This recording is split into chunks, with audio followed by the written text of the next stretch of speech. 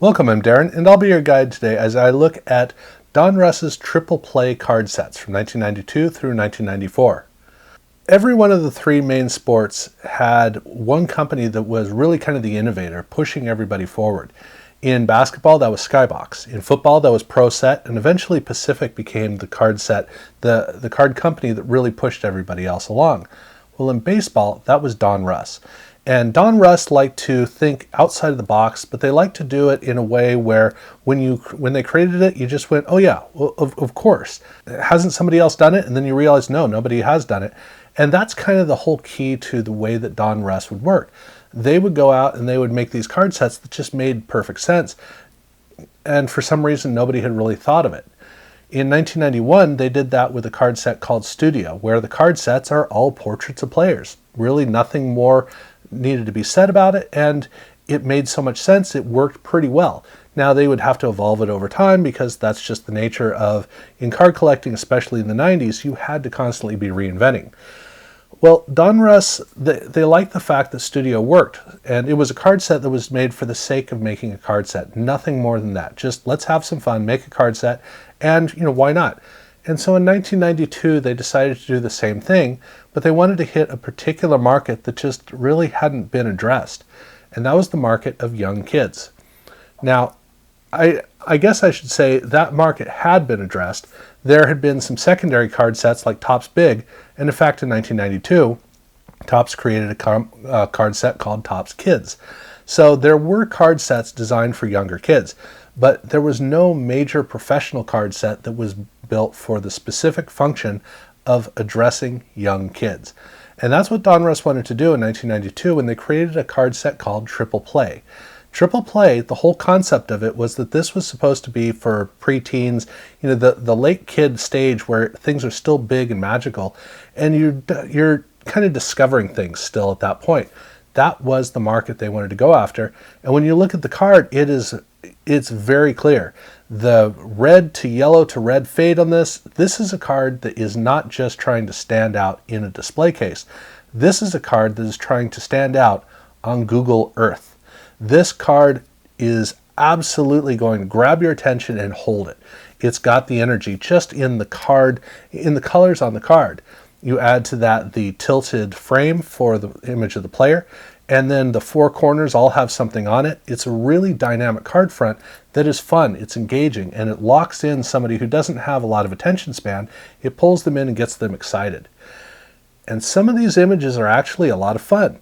They did do a pretty good job with some of the images in order to really invigorate young baseball collectors or baseball fans to kind of get them excited about the nature of the game, which is the whole point of these cards. Even on the card back, there's very little back there except for a big area of very big bold text. This is not going into some long diatribe about the history of the player.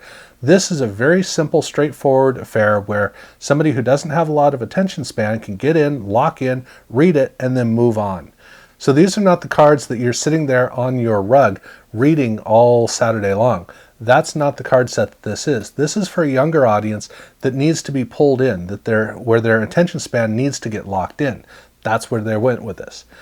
And the card set itself, it wasn't just a bunch of veteran players with these really dynamic cards. They also had some kind of like subsets, but they weren't done as subsets. They were cards intermixed throughout, so it was more like a theme. The first theme that they had was Little Hot Shots, and this is a picture of a kid on the front who, at this point in 1992, is a professional baseball player. Guess who it is? So you can look at the picture on the front and try to figure out if you can recognize who that would be as an athlete. You turn the card over, and there's this really well-written basically a lead-in to who the player is, and it's not until the very last portion of it that they reveal who the player is. So if you're able to block out the bottom of it, then it actually is this game of trying to figure out, okay, so who is this player? And this was not something that was new to card collecting. Topps had actually done this decades earlier, but there really wasn't this going on in card collecting, so it was a nice little addition that really helped to get kids involved, because you basically got a game here, but you also have the ability to see these players at the same age that you had been. So it's a little bit of wishful a lot of hope that it was giving these young kids, which is great. But they didn't just do this. They did some other things that were fun about the game, including awesome action. And this is looking at interesting things that happened in baseball games. Some pretty fun ones. So like here with Dave Henderson playing around with one of the basemen, this kind of thing, it brings the energy of being at a baseball game into the card set. So that's really pretty fun. They also had a couple of mascot cards, which again, pretty unusual. You really hadn't had very much in terms of mascots at all. So again, it's really trying to touch on kids. And then they have a card for the Hall of Fame. And you might notice up on the wall, they actually have the Donruss Diamond Kings art up there, this is definitely the room they would naturally take a picture of for their card set. They also did a couple of stadiums, some new innovative stadiums. So Oriole Park and the Sky Dome in Toronto. So you're looking at a new evolution in the baseball experience. And that was the set. So the set was veteran cards and then a bunch of interesting cards that had interesting things to do with the game. So it was a fun little interplay, and it was kind of a messed up mashup of stuff, which is fine. It really is a pretty neat card set that they created, and it worked pretty well. But this wasn't just a main release card set. They actually did take it, they were professional enough with it. It does have an insert set, which is called Gallery of Stars. This is basically like a truncated version of Diamond Kings. In this case, it's a 12-card set. 6 cards are available in the regular packs, and then 7 through 12, those are available in jumbo packs. So you got to collect in different ways, and if you want to collect the full set.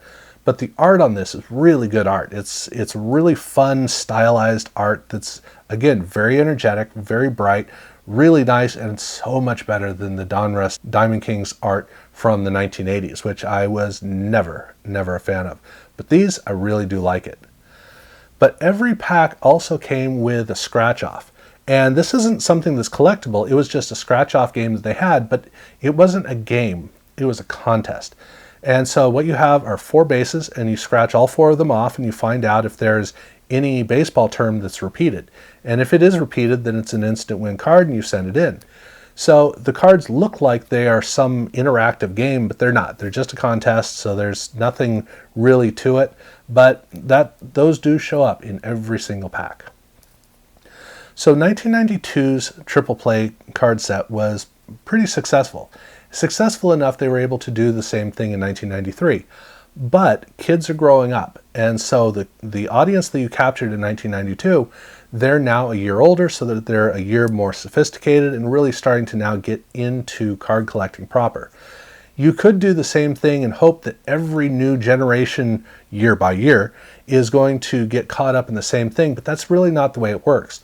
So they were smart enough to decide, okay, we're going to grow up the set with these kids. So the 1993 set is a very professional card design. It's a black border around the outside. It has a red trim right around the shot of the player. The player is also in red, so it stands out really well. And then they repeat the last name of the player right up at the top of the picture in silver. Very bold and really well effective.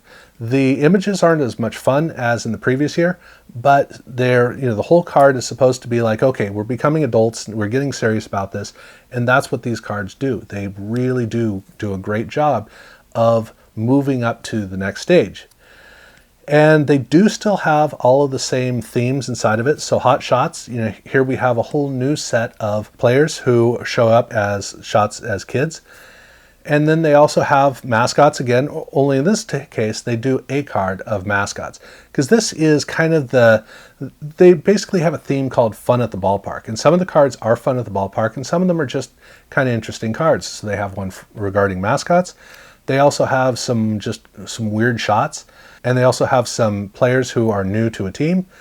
And then when you get into Fun at the Ballpark proper, I mean, some of these really do kind of build up the energy of the whole concept of the experience of baseball. Because baseball, when you're actually involved, I don't know about now, but at least in the 80s and the 90s, it was a great portal into this whole fascinating world. And it was a cool portal where you go into this space and there's a magical world. And that's what they really wanted to do with this card set, was they wanted to kind of capture that. And so Fun of the Ballpark was actually pretty good at fulfilling that role, which I'll get back to in a second. But they also had 2 stadiums. And the stadiums that they had here, in this case, these are not new stadiums. Well, one of them is a new stadium, the other is definitely not. But they had finally awarded the new city franchises. And so the Denver market was going to get one team and the Miami market was going to get another.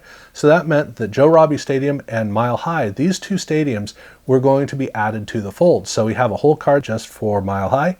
We also have one for Joe Robbie Stadium. And these 2 cards are kind of a precursor to what we were going to get. And then there was one thing missing in the 1992 set, which is that Donruss, in all their other sets, Donruss Studio and in Leaf, they had actual players or coaches or Hall of Famers on their checklist cards. Well, they needed to go ahead and do that here with Triple Play, so they kind of did it. But Triple Play did it in a different way. So instead of making them collectible for a specific player, these are just interesting shots of the game. So they bring you right down onto the diamond. They bring you right into the dugout. They bring you right up to the scoreboard. And so that means that for these checklists, it really is trying to bring in the magic of going to the ballpark and experiencing the game. But there was one other interesting thing in this card set, one interesting card, which was a card of Bill Clinton throwing out the inaugural baseball for the new season. And this was unusual because there had been basically nothing in terms of presidents on baseball cards.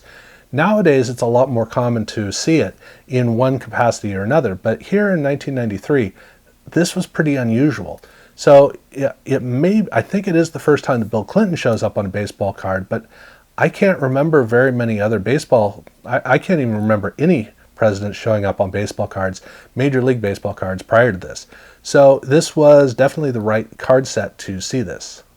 And then they did do insert sets again, obviously with Gallery of Stars. Of course they're going to do this. It was a really good set from the previous year. But in this case, they went with a flat pop art approach, which it doesn't have the energy and the dynamism, but then again, the card set overall isn't doing that. They also did a small card set, just 6 cards, called League Leaders. Now, for those of you who are not too familiar with baseball, baseball is actually 2 leagues that just happen to be joined together.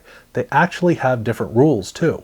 So that means that for award winners like MVP, there are actually 2 because there are 2 leagues.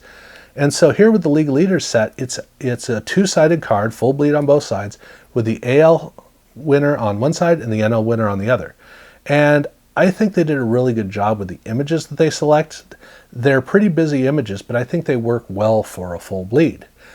And part of the reason I distinguish that is that the 3rd insert set is also full bleed. This is nicknames, and this is so Triple Play. I don't know why they didn't do it in 1992.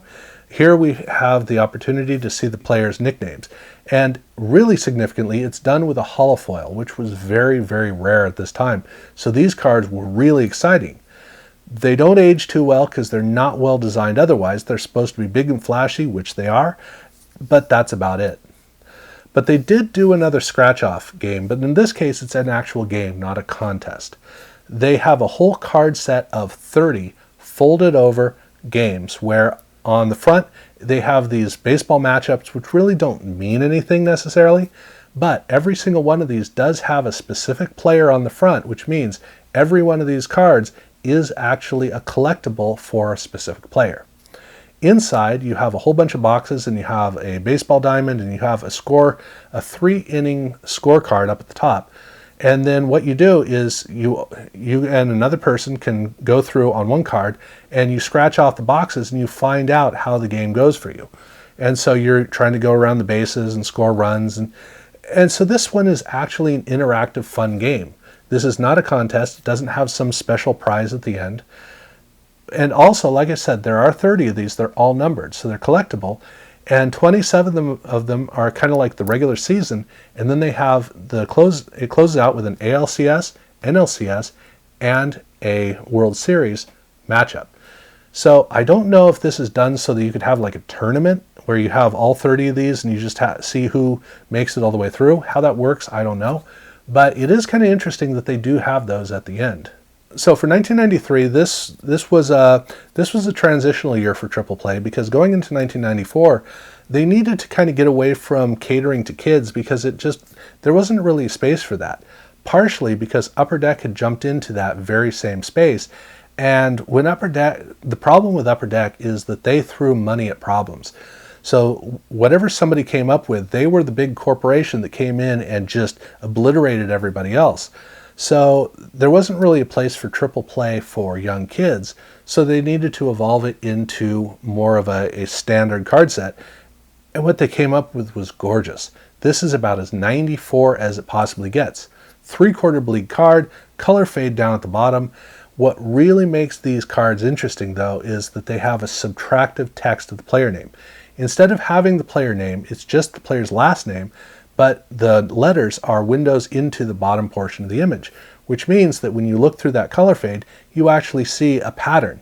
And boy, what a pattern. Some of these cards, most of the cards not so much, but some of these cards, if they line everything up just right, that pattern through the text is really, really, really cool. So some of these are a lot of fun. But these cards are straightforward. They are just another card set. That's what they had evolved into, for better or for worse. Even to the point where the card set is just a bunch of veterans, and then, almost as a subset, they have a bunch of rookies at the end. Nice rookie cards. I mean, this is one of those card sets that you look at and you say, wow, that is nice.